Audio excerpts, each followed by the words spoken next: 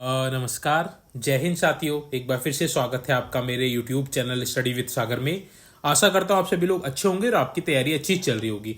Uttarakhand police constable का exam देखिए अब आपका 3 अगस्त को पहुंच चुका है। ठीक है, तो ये न्यूज़ आप सभी को मिल चुकी होगी। टेस्ट सीरीज मैंने आपको ऑलरेडी स्टार्ट करवा दी थी। 19 टेस्ट सीरीज मैं अभी तक करवा चुका हूँ। बच्चों ने बोला था कि सर जो टेस्ट सीरीज में आपको करवा रहा हूं उसमें आप जीएस का पोर्शन भी ऐड कीजिए। ठीक है, तो जीएस के लिए देखिए आज से मैं अलग से टेस्ट सीरीज स्टार्ट करने वाला हूं। ठीक है, तो क्योंकि जीएस और जी के आपका लगभग 40 मार्क्स का आपका उत्तराखंड जो यूके ट्रिपल एग्जाम कराता है उसमें आता है। ठीक है, तो वो वाला पोर्शन आपका इस टेस्ट सीरीज से कवर हो जाएगा। ठीक है, तो टेस्ट सीरीज दोनों ही अब आपके साथ साथ साथ में मैं करवाता रहूंगा। जिसमें पहली वाली जो टेस्ट सीरीज थी उसमें मिक्स क्वेश्चन रहते हैं, वो आपको पता भी होगा। अब ये जीएस की टेस्ट सीरीज में अलग से यहाँ पे आज स्टार्ट करने वाला हूँ, जिसकी ये पहली क्लास रहने वाली है। ठीक है, तो क्वेश्चन देखिए सारे बहुत इंपॉर्टेंट है, बहुत अच्छे अच्छे क्वेश्चन रहेंगे और जो एग्जाम्स में पूछे जाने के चांसेस हैं और जो पहले रिपीट हुए हैं क्वेश्चन, जो मल्टीपल टाइम्स रिपीट हुए हैं, उन्हीं क्वेश्चंस को मैं यहाँ पे आपको करवाऊंगा। ठीक है, तो बहुत इंपॉर्टेंट ये आपकी टेस्ट सीरीज रहने वाली है। आप इस टेस्ट सीरीज को कंप्लीट जरूर कीजिएगा। जब तक आपका एग्जाम नहीं होता है तब तक ये जीएस की टेस्ट सीरीज और वो मिक्स वाली टेस्ट सीरीज जो है उसको मैं आपको प्रोवाइड कराता रहूंगा। तो आप इस टेस्ट सीरीज को कंप्लीट जरूर कीजिएगा। बाकी जो बच्चे जिन्होंने पहले टेस्ट सीरीज वो नहीं देखी, आप उनको भी जरूर देख लीजिएगा। ठीक है, तो हम लोग स्टार्ट कर लेते हैं आज जीएस की पहली टेस्ट सीरीज को पहले क्वेश्चन से। ठीक है, तो सूची 1 दे रखी है, सूची 2 दे रखी है। एक तरफ आपको कुछ संवत दे रखे हैं और आपने बताना है कि कौन सा संवत आपका किस सन में बना था। ठीक है, तो सबसे पहले विक्रम संवत कब आया था? 58 ईस्वी पूर्व में। ठीक है, तो ये आप इंपॉर्टेंट है, इसको जरूर देखिएगा, ईस्वी पूर्व या फिर ईसा लिखा है। शक संवत कब आया था? तो शक संवत आपको पता है 78वीं ईस्वी में आया था। ठीक है, गुप्त संवत्तर कब आया था? तो गुप्त संवत्तर आपका 320 ईस्वी में आया था। बहुत इंपॉर्टेंट क्वेश्चन है। कली संवत्तर ये आपका कब आया था? ये आया था 3102 ईसा पूर्व में। ठीक है, तो विक्रम संवत जो था किसने चलाया था? तो राजा विक्रमादित्य ने। ये आपको ये भी पता होना चाहिए किसने चलाया था। ये राजा विक्रमादित्य ने चलाया था। ठीक है, शक संवत किसने चलाया था? तो शक संवत कनिष्क ने चलाया था। ठीक है, गुप्त संवत्तर यानी कि गुप्त संवत किसने चलाया था? तो ये चंद्रगुप्त प्रथम ने चलाया था। ठीक है, चंद्रगुप्त प्रथम ने चलाया था। तो ये भी आपको याद होना चाहिए। तो देखिए पहले का आपका विक्रम संवत कब बना था आपका? कब? 58 ईस्वी पूर्व में। शक संवत 78 ईस्वी पूर्व में आया था। गुप्त संवत 320 पूर्व में आया था, ईस्वी में आया था। और कली संवत आपका 3110 ईसा पूर्व में आया था। यानी कि पहले का आपका क्या बना? पहले का आपका 4th बना, बी का आपका 3rd, सी का आपका 2nd और डी का आपका 1st। यानी कि 4-3-2-1 ऑप्शन नंबर ए इसका राइट आंसर था। ठीक है, देखिए साथ साथ में आप इसको सॉल्व भी करते जाइएगा। वीडियो को पॉज कीजिए, उसके बाद आप अपना आंसर चुनिए, उसके बाद आप इसको कंप्लीट कीजिए। ठीक है, तो आपको पता चलेगा कि आप कितने क्वेश्चंस अटेम्प्ट कर पाए और कितने सही थे। और कमेंट बॉक्स में आप मेंशन जरूर कीजिएगा कि आपने कितने क्वेश्चंस को सही किया। ठीक है, इससे आपको आपका लेवल पता चलेगा। क्वेश्चन नंबर 2 है, भारत के इतिहास के संदर्भ में कुल्यवाप और तथा द्रोणवाप शब्द क्या निर्दिष्ट करते हैं? तो कुल्यवाप और द्रोणवाप क्या हुआ करते थे? ये भूमि की माप हुआ करते थे। ठीक है, भूमि की माप हुआ करते थे कुल्यवाप और द्रोणवाप। Right answer option number A हो जाएगा। ये बहुत बार परीक्षाओं में पूछा गया है। कुल्यवाप द्रोणवाप किससे संबंधित है? भूमाप से, भूमि की को मापने से संबंधित है। ठीक है, नेक्स्ट अगला क्वेश्चन है आपका क्वेश्चन नंबर 3, निम्नलिखित युग्मों में से कौन सा एक सही सुमेलित नहीं है? ठीक है, क्वेश्चन आपने ढंग से पढ़ना है क्योंकि परीक्षाओं में इसी तरह से कंफ्यूजन होता है। सही कहीं पूछता है कि कौन सा सुमेलित है, कहीं पूछता है कौन सा सुमेलित नहीं है। तो यहां पूछा कौन सा सुमेलित नहीं है। ठीक है, तो देखिए पिट्स इंडिया एक्ट जब आया था उस समय गवर्नर कौन थे? वॉरेन हेस्टिंग थे। बिल्कुल ठीक है। डॉक्ट्रिन ऑफ लैप्स जिसको हड़प की नीति भी बोला जाता है, किसने चलाई थी? डलहौजी ने चलाई थी। बिल्कुल ठीक है। वर्नाकुलर प्रेस एक्ट कौन लाया था? कर्जन लाया था क्या? कर्जन नहीं लाया था। वर्नाकुलर प्रेस एक्ट कौन लाया था? 1878 में लॉर्ड लिट्टन लाए थे। ठीक है, ये आपको पता होना चाहिए। लॉर्ड लिट्टन लेके आए थे 1878 में। इसको 1882 में किसने निरस्त किया था? तो लॉर्ड रिपन ने इसको क्या किया था, निरस्त किया था। ठीक है, तो ये दोनों ही क्वेश्चन इंपॉर्टेंट है कि वर्नाकुलर प्रेस एक्ट कौन लाया था, 1878 में लॉर्ड लिटन आए थे, जिसको 1882 में लॉर्ड रिपन ने निरस्त कर दिया था। ठीक है, तो वर्नाकुलर प्रेस एक्ट कर्जन नहीं लाए थे, कौन लाए थे, लॉर्ड लिटन लाए थे। एल्बर्ट बिन कौन लाया था, रिपन लाए थे, बिल्कुल ठीक है। ठीक है, एल्बर्ट बिन भी आपका रिपन ही लेके आए थे। बहुत इंपॉर्टेंट क्वेश्चन है, याद रखिएगा। ऑप्शन नंबर सी इसका राइट आंसर था। ठीक है, नेक्स्ट अगला क्वेश्चन है क्वेश्चन नंबर 4। रेडियो तरंगों के विक्षेपण के लिए वायुमंडल के निम्नलिखित स्तरों में से कौन सा उत्तरदायी है। ठीक है, तो रेडियो तरंगों का विक्षेपण किस परत पर होता है, जो आपकी वायुमंडल की जो परतें हैं, क्या सौर मंडल में होता है, समताप मंडल में होता है, मध्य मंडल में होता है, या फिर आयन मंडल से होता है। तो रेडियो तरंगों का जो विक्षेपण होता है वो आपका आयन मंडल से होता है। ये आपका इंपॉर्टेंट क्वेश्चन है। रेडियो तरंगों का जो विक्षेपण होता है वो आयन मंडल से होता है, जिसको आयनोस्फेयर भी बोला जाता है। ठीक है, अगर हम बात करें वायुमंडल की जो परतें हैं, ठीक है, तो सबसे पहले जो सबसे निचली परत होती है कौन सी होती है, शोभ मंडल होती है। ठीक है, सबसे नीचे आपकी कौन सी होती है, शोभ मंडल होती है। फिर शोभ मंडल के जो ऊपर जो दूसरी परत होती है, शोभ मंडल के ऊपर जो आपकी दूसरी परत होती है वो कौन सी परत होती है, वो होती है आपकी समताप मंडल। ठीक है, समताप मंडल, ये आपको परतें याद होनी चाहिए, मैं इसलिए आपको यहाँ पे बता रहा हूं। तीसरी परत कौन होती है, समताप मंडल के बाद आपकी होती है मध्य मंडल। ठीक है, समताप मंडल के बाद मध्य मंडल, मध्य मंडल के बाद चौथी लेयर कौन सी होती है, चौथी होती है कि आयन मंडल। ठीक है, जिसकी हम बात अभी कर रहे हैं, आयन मंडल। और जो सबसे लास्ट होती है, सबसे पांचवी जो परत होती है बाह्य मंडल, बाह्य मंडल। ठीक है, तो शोभ मंडल, समताप मंडल, मध्य मंडल, फिर आयन मंडल, फिर लास्ट में वायु मंडल। तो आयन मंडल से आपका जो रेडियो का तरंगों का विक्षेपण होता है वो आयन मंडल से ही होता है। ठीक है, एक चीज और, शोभ मंडल में जो भी होता है सारी जो मौसमी संबंधी घटनाएं होती हैं, यानी कि बारिश होती है, गर्जना होती है, बिजली की चमक होती है, वो शोभ मंडल में ही होती है। ठीक है, मध्यम समताप मंडल में क्या होता है, जो आपके वायुयान होते हैं या फिर जेट विमान होते हैं, वायुयान जो होते हैं आपके, वो आपके समताप मंडल में उड़ते हैं। ठीक है, तो ये सारे आपको पता होने चाहिए। आगे बढ़ते हैं, अगला क्वेश्चन हम लोग देख लेते हैं। इसका राइट आंसर क्या हुआ, ऑप्शन नंबर डी हो जाएगा। ठीक है, रेडियो तरंगों का विक्षेपण आयन मंडल से होता है। नेक्स्ट अगला क्वेश्चन है क्वेश्चन नंबर 5 है, निम्नलिखित को सुमेलित कर सही उत्तर चुनना है। एक तरफ आपको राष्ट्रीय पार्क और अभ्यारण्य दे रखे हैं, दूसरी तरफ राज्य दे रखे हैं। आपने बताना है कि कौन सा राष्ट्रीय पार्क किस अभ्यारण्य में है। ठीक है, तो देखिए कंगेरी घाटी राष्ट्रीय पार्क आपका कहाँ है, ये आपका छत्तीसगढ़ में है। ठीक है, कंगेरी घाटी राष्ट्रीय पार्क। नेगर होल राष्ट्रीय पार्क कहाँ है, तो ये आपका कर्नाटक में है। कुगती वन्यजीव अभ्यारण्य कहाँ है, तो कुगती वन्यजीव अभ्यारण्य आपका हिमाचल प्रदेश में है। सुल्तानपुर पक्षी अभ्यारण्य कहाँ है आपका, सुल्तानपुर पक्षी अभ्यारण्य आपका हरियाणा में है। ठीक है, हरियाणा में है।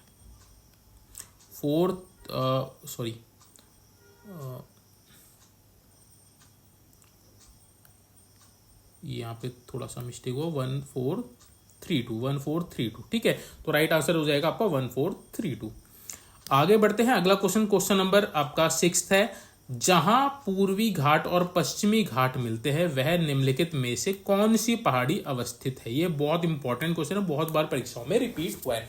ठीक है, तो जहां पूर्वी घाट और पश्चिमी घाट मिलते हैं वहां पे कौन सी पहाड़ी स्थित है, वहां पे आपकी नीलगिरी पहाड़ी स्थित है। ठीक है, पश्चिमी घाट और पूर्वी घाट जहां पे मिलते हैं नीलगिरी पहाड़ियों पर मिलते हैं। तो नीलगिरी पहाड़ी कहां पर है, तो देखिए नीलगिरी जो पहाड़ी है वो आपके केरल, कर्नाटक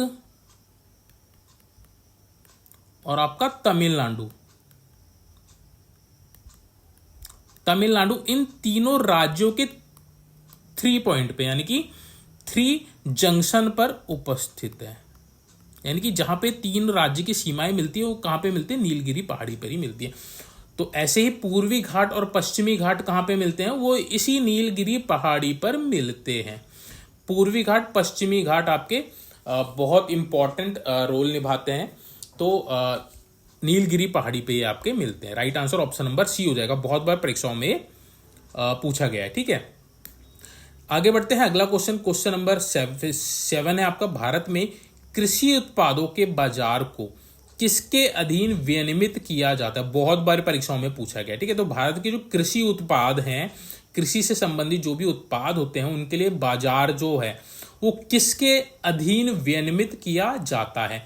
आवश्यक वस्तु अधिनियम 1955, राज्यों द्वारा अधिनियमित कृषि उत्पाद विपणन समिति अधिनियम, या फिर कृषि उत्पाद अधिनियम 1937, या फिर खाद्य उत्पाद आदेश 1956 एवं मांस एवं खाद्य उत्पाद आदेश 1973। देखिए बहुत बार परीक्षाओं में रिपीट हुआ है। तो भारत में जो कृषि उत्पाद के जो बाजार हैं वो किसके अधीन आते हैं? वो राज्य द्वारा अधिनियमित कृषि उत्पाद विपणन समिति अधिनियम के अधीन आते हैं, ठीक है। Right answer option number B हो जाएगा। इंपॉर्टेंट है, याद रखिएगा, परीक्षा में पूछ सकते हैं। नेक्स्ट अगला क्वेश्चन है आपका, ये भी मोस्ट इंपॉर्टेंट क्वेश्चन है, बहुत बार परीक्षाओं में पूछा गया है, ठीक है। यदि भारत संघ के नए राज्य का सृजन करना है, ठीक है, यानी कि ये कह रहा है कि भारत संघ को एक नए राज्य का सृजन करना हो तो संविधान की निम्नलिखित अनुसूचियों में से किस एक को अवश्य संशोधित किया जाना चाहिए या फिर संशोधित किया जाएगा, ठीक है। यानी कि अगर हमने कोई नया राज्य का सृजन करना है तो किस अनुसूची में आपका संशोधन किया जाएगा, ठीक है। तो इसका राइट आंसर ऑप्शन नंबर ए, पहली अनुसूची, ठीक है। देखिए जो हमारी पहली अनुसूची है उसमें भारत के जितने भी राज्य हैं और जो केंद्र शासित राज्य हैं उनके क्या है, नाम है, ठीक है, और उनकी सीमाओं का वर्णन है कि उनकी सीमा कहां कहां तक है, ठीक है। तो इसलिए जब भी कोई नया राज्य सृजन होगा तो हमने पहली अनुसूची में संशोधन करना पड़ेगा और इस नए राज्य को, उसकी सीमा को ऐड करना पड़ेगा, ठीक है। तो right answer option number A हो जाएगा, पहली अनुसूची में संशोधन किया जाएगा। ऑप्शन नंबर ए इसका राइट आंसर हो जाएगा। बहुत इंपॉर्टेंट क्वेश्चन है, याद रखिएगा, ठीक है। जितने भी क्वेश्चन मैं करवा रहा हूं सारे ही आपके मोस्ट इंपॉर्टेंट है और सारे ही आपके परीक्षाओं में रिपीटेड क्वेश्चन है। क्वेश्चन नंबर 9 है आपका, राज्यसभा की लोकसभा के समान शक्तियां किस क्षेत्र में, ठीक है। तो देखिए राज्यसभा जो है उससे ज्यादा शक्तियां किसको है, हमारी लोकसभा को प्राप्त हैं, ठीक है। बट कुछ कंडीशंस ऐसी हैं जिसमें राज्यसभा इक्वली इंपॉर्टेंट या फिर इक्वली शक्तियां रखती हैं जिसमें जितनी लोकसभा भी रखती है, ठीक है। किस फील्ड में रखती हैं? तो देखिए नई अखिल भारतीय सेवा गठित करने के विषय में, संविधान में संशोधन करने के विषय में, सरकार को हटाने के विषय में, या फिर कटौती प्रस्ताव प्रस्तुत करने के विषय में, ठीक है। तो इसका जो राइट आंसर है ऑप्शन नंबर बी है, संविधान में संशोधन करने के विषय में जो लोकसभा है वह जो राज्यसभा है वो लोकसभा के समान ही शक्तियां रखती है, ठीक है। तो right answer option number B हो जाएगा। इंपॉर्टेंट क्वेश्चन है, परीक्षा में पूछ सकता है, ठीक है। नेक्स्ट अगला क्वेश्चन है क्वेश्चन नंबर 10, निम्नलिखित कथनों पर विचार कीजिए। कथन आपको यहाँ पे दे रखे लोक लेखा संसदीय समिति के बारे में, ठीक है। तो पहला आपका देखिए लोक संसदीय समिति का जो आपका पहला वो दे रखा है, क्या बोलते हैं, पहला स्टेटमेंट दे रहा है लोकसभा के अधिकतम 25 सदस्यों से गठित होती है। तो लोक लेखा समिति क्या लोकसभा के अधिकतम 25 सदस्यों से गठित होती है? तो ये वाला पॉइंट तो गलत है, क्योंकि जो लोक लेखा समिति होती है वो 30 सदस्यों से बनती है और 30 के 30 सदस्य आपके लोकसभा से ही होते हैं, ठीक है, लोक लेखा समिति के। नेक्स्ट, सरकार के विनियोग तथा वित्त लेखाओं की जांच करती है। तो ये वाला पॉइंट बिल्कुल ठीक है। भारत के नियंत्रक महालेखा परीक्षक की रिपोर्ट की जांच करती है। तो ये भी बिल्कुल ठीक है, ठीक है। तो लोक लेखा समिति जो होती है वो सरकार के विनियोग तथा वित्त लेखों की जांच करती है, ये वाला पॉइंट भी ठीक है। और लोक लेखा समिति भारत के नियंत्रक महालेखा परीक्षक यानी कैग की रिपोर्ट की जांच करती है। तो ये भी बिल्कुल ठीक है, यानी कि 2 और 3 आपके स्टेटमेंट सही है। तो right answer option number B हो जाएगा, ठीक है। आगे बढ़ते हैं, अगला क्वेश्चन क्वेश्चन नंबर 11 है। ये भी आपका परीक्षा में बहुत बार पूछा गया। प्रच्छन्न बेरोजगारी का सामान्यतः अर्थ होता है। तो प्रच्छन्न बेरोजगारी का सामान्यतः अर्थ क्या होता है? श्रमिक की सीमांत उत्पादकता शून्य है। प्रच्छन्न बेरोजगारी का मतलब है श्रमिक की सीमांत उत्पादकता शून्य है, ठीक है। तो right answer option number C हो जाएगा। नेक्स्ट अगला क्वेश्चन है, निम्नलिखित में से राष्ट्रीय आय के लिए किसका अधिकतम योगदान है? ठीक है, तो हमारा जो नेशनल इनकम है या फिर राष्ट्रीय आय है उसमें किस क्षेत्र का योगदान सबसे ज्यादा होता है? कृषि का, खनिज का, कृषि का, उद्योग का या फिर सेवा का?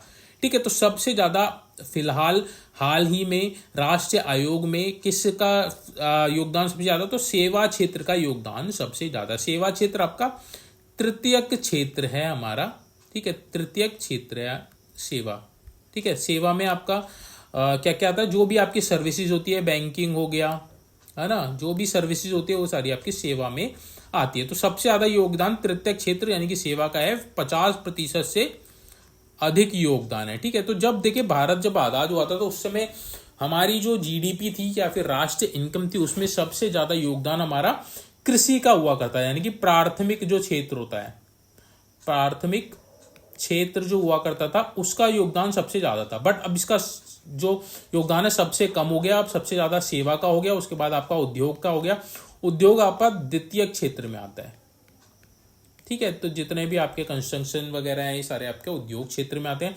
प्रथम में आपका कृषि आता है, द्वितीय में आपका उद्योग आता है, तृतीय में आपका सेवा क्षेत्र आता है। तो तृतीय के क्षेत्र का योगदान यानी कि सेवा क्षेत्र का योगदान सबसे अधिक है नेशनल आय में। होप सो ये क्वेश्चन समझ में आ गया होगा। ठीक है, नेक्स्ट क्वेश्चन है, ये भी आपका बहुत बार परीक्षाओं में पूछा गया, भारत में निम्नलिखित में से किस प्रकार के वन का क्षेत्रफल सर्वाधिक है। ठीक है, तो भारत में सबसे ज्यादा वन जो है उसमें किसका क्षेत्रफल सबसे ज्यादा अधिक है, पर्वतीय आर्द्र शीतोष्ण वन का, उपोष्ण कटिबंधीय शुष्क सदाबहार वन का, उष्ण कटिबंधीय आर्द्र पर्णपाती वन का, या फिर उष्ण कटिबंधीय आर्द्र सदाबहार वन का। ठीक है, तो सबसे ज्यादा क्षेत्रफल में आपका उष्ण कटिबंधीय आर्द्र पर्णपाती वन का पाया जाता है, यानी कि भारत में जो वन क्षेत्र है उनमें सबसे ज्यादा उष्ण कटिबंधीय आर्द्र पर्णपाती वन पाए जाते हैं। इसको देखिए मानसून वन भी बोला जाता है, मानसूनी वन भी बोला जाता है। ठीक है, कई बार अगर आपसे ये भी पूछ सकता है कि इसकी जगह मानसूनी वन दे दिया, ठीक है, तो अपने मानसूनी वन पे राइट आंसर लगा देना। ठीक है, ये जो उष्ण कटिबंधीय आर्द्र पर्णपाती वन जो पाए जाते हैं ये पाए जाते हैं जहां 70 से लेके 200 सेंटीमीटर, ठीक है, 200 सेंटीमीटर तक की वर्षा होती है, यानी कि वर्षा यहाँ पे ज्यादा होती है। 70 से 200 सेंटीमीटर तक की वर्षा जहां पे होती है वहां पे ये आपके पाए जाते हैं। जनरली देखिए मध्य प्रदेश, उत्तर प्रदेश में ये वाला क्षेत्र पाया जाता है। ठीक है, तो right answer option number C हो जाएगा, उष्ण कटिबंधीय आर्द्र पर्णपाती वन। ठीक है, नेक्स्ट अगला क्वेश्चन है, ये भी परीक्षाओं में बहुत बार पूछा गया है, निम्न में से कौन भारतीय संविधान की प्रारूपण समिति के सदस्य नहीं थे। ठीक है, प्रारूपण समिति यानी कि आपकी जो ड्राफ्ट कमेटी थी, ड्राफ्ट कमेटी में कौन कौन थे आपको वो पता होना चाहिए, तो आप उसको इजीली सॉल्व कर पाएंगे। ठीक है, तो देखिए गोपालचारी अयंगर ये प्रारूपण समिति के सदस्य थे, डॉक्टर भीमराव अंबेडकर ये भी सदस्य थे, ये तो बल्कि इसके अध्यक्ष थे। ठीक है, आलिद कृष्णा स्वामी ये भी आपके इसके सदस्य थे, बट डॉक्टर राजेंद्र प्रसाद इसके सदस्य नहीं थे। ठीक है, तो right answer option number D हो जाएगा, डॉक्टर राजेंद्र प्रसाद आपके प्रारूपण समिति के सदस्य नहीं थे। ठीक है, तो जो ड्राफ्ट कमेटी है, ड्राफ्ट कमेटी का गठन कब हुआ था ये आपको पता होना चाहिए। ठीक है, तो ड्राफ्ट कमेटी का जो गठन हुआ था ये आपका 29 अगस्त 1947 को इसका गठन हुआ था। ठीक है, इसके देखिए एक तो गोपालचारी अयंगर हो गए, डॉक्टर भीमराव अंबेडकर हो गए, आलिद कृष्ण स्वामी हो गए, और कौन कौन थे, के एम मुंशी भी इसके सदस्य थे, मोहम्मद सादुल्ला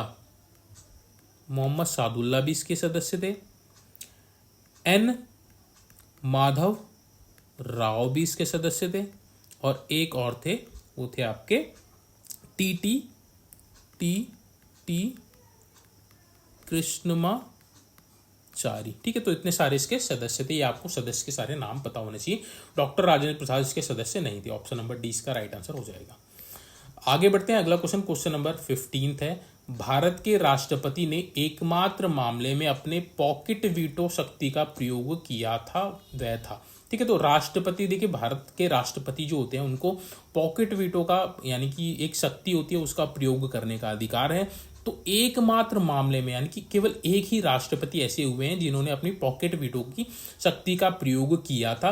किस मामले में किया था, हिंदू कोड बिल, पेप्सू विनियोग विधेयक, भारत डाकघर संशोधन विधेयक, या फिर दहेज प्रतिषेध विधेयक के संबंध में। ठीक है, तो जो पॉकेट वीटो का प्रयोग किया गया था एकमात्र राष्ट्रपति थे आपके कौन थे, ज्ञानी जैल सिंह। ठीक है, तो नाम भी आपको पता होना चाहिए था, कब इन्होंने प्रयोग किया था, तो इन्होंने किया था इसका 1986 में अपने पॉकेट वीटो का प्रयोग किया था। किस केस में किया था? तो भारत डाकघर संशोधन विधेयक के। ठीक है, तो right answer option number C हो जाएगा। इंपॉर्टेंट क्वेश्चन है, याद रखिएगा। ठीक है, याद रखिएगा, इंपॉर्टेंट क्वेश्चन है। आगे बढ़ते हैं। अगला क्वेश्चन आपका, ये भी आपका मोस्ट इंपॉर्टेंट है, ये भी आपके परीक्षाओं में बहुत बार पूछा गया है। ठीक है, क्वेश्चन नंबर 16 है, निम्न में से किस संविधान संशोधन द्वारा, ठीक है, निम्न में से किस संविधान संशोधन द्वारा लोकसभा की सीटें जो थी 525 से बढ़ाकर 545 कर दी गई थी? ठीक है, तो किस संविधान संशोधन के तहत? 42वें संविधान संशोधन, 31वां, 66वां या फिर 91वां? ठीक है, तो 31वां संविधान संशोधन था। ये कब हुआ था? 31वां संविधान संशोधन 1973। ठीक है, तो 1973 में एक संविधान संशोधन हुआ था, 31वां संविधान संशोधन। इसमें लोकसभा की जो सीटें थी 525 से बढ़ाकर 545 कर दी गई थी। ठीक है, क्यों की गई थी? देखिए 1971 में आपका परिसीमन हुआ था, जिसमें जो जनसंख्या थी हमारी, उस जनसंख्या के आधार पे लोकसभा सीटें बढ़ाई गई थी। ठीक है, तो 1971 में जो परिसीमन हुआ था उसके आधार पे 1973 में 31वां संविधान संशोधन किया गया, जिससे 525 से 545 सीटें बढ़ा दी गई लोकसभा की। ठीक है, तो आपको समझ में आ गया होगा। इंपॉर्टेंट क्वेश्चन है, परीक्षा में पूछा गया है। नेक्स्ट अगला क्वेश्चन है, ये भी परीक्षा में पूछा गया है। छठी पंचवर्षीय योजना का मुख्य उद्देश्य क्या था? ठीक है, तो छठी पंचवर्षीय योजना का जो कार्यकाल था क्या था? 1980 से 1985 तक। ठीक है, तो ये कार्यकाल भी आपको पता होना चाहिए। इसका मुख्य उद्देश्य क्या था? गरीबी उन्मूलन एवं रोजगार वृद्धि करना। ठीक है, right answer option number D हो जाएगा। गरीबी उन्मूलन और रोजगार वृद्धि इस पंचवर्षीय यानी कि छठी पंचवर्षीय योजना का मुख्य उद्देश्य था। ठीक है, तो गरीबी उन्मूलन और आत्मनिर्भरता, ये आपकी 5वीं जो आपकी पंचवर्षीय योजना था उसका ये आपका उद्देश्य था। ठीक है, तो ये आपको याद रखना है। छठी पंचवर्षीय योजना गरीबी उन्मूलन और रोजगार वृद्धि से संबंधित थी। परीक्षा में बहुत बार पूछा गया है। नेक्स्ट अगला क्वेश्चन है, ये भी आपका परीक्षा में रिपीटेड क्वेश्चन है। गुप्तोत्तर राज्य व्यवस्था में भुक्ति शब्द का प्रयोग किया गया था। ठीक है, तो भुक्ति शब्द का प्रयोग किस लिए किया गया था? गुप्तोत्तर राज्य व्यवस्था, तो गुप्त काल में आपका भुक्ति शब्द का प्रयोग हुआ करता था। भुक्ति का मतलब हुआ करता था जमीन या फिर भूमि। ठीक है, उसी जमीन से आपका राज्य बना, राज्य से आपका क्या बना? प्रांत बना। ठीक है, तो भुक्ति शब्द का मतलब क्या होता है? प्रांत से। ठीक है, प्रांत इसका राइट आंसर हो जाएगा ऑप्शन डी। इसको प्रोविंस भी बोला जाता है, प्रोविंस भी बोला जाता है। ठीक है, तो right answer option number D हो जाएगा। भुक्ति मतलब प्रांत। नेक्स्ट अगला क्वेश्चन है, क्वेश्चन नंबर 19। 1919 में जलियांवाला बाग की घटना की जांच के लिए लॉर्ड चैम्सफोर्ड द्वारा किस समिति का गठन किया गया? ठीक है, तो आप सभी को पता है 13 अप्रैल 1919 में जलियांवाला बाग हत्याकांड हुआ था।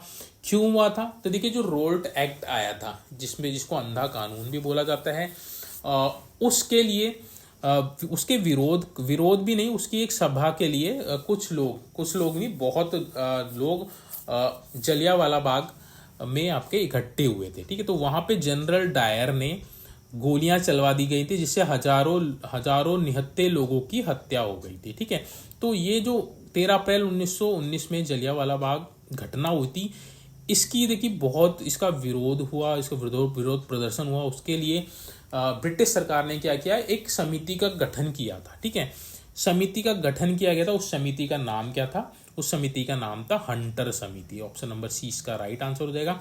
हंटर समिति का गठन किया गया इस जलियांवाला बाग की घटना की जांच करने के लिए। किसके द्वारा किया?